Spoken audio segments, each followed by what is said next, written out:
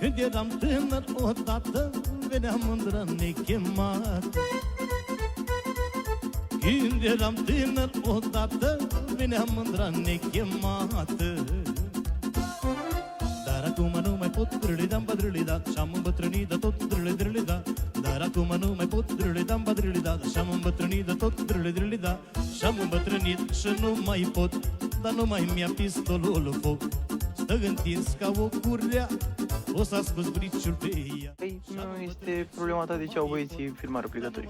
Pistolul foc, stă întins ca o curea, măi, o să ascult briciul pe ea.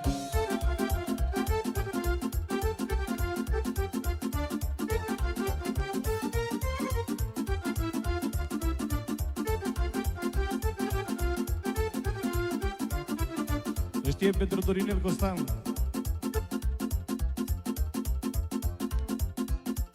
S-aude prea tare? Să dau mai încet?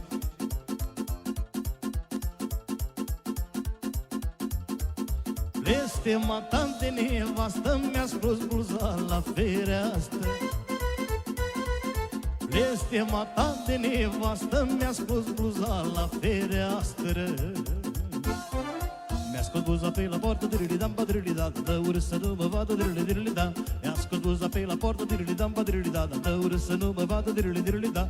Și-am îmbătrânit și nu mai pot, dar nu mai mi-a pistolul foc. Și-am să duc la o vecină să-l curețe de rugină. Și-am îmbătrânit și nu mai pot, dar nu mai mi-a pistolul foc. Și-am să-l duc la reparat, băi, la vară, la Calafat.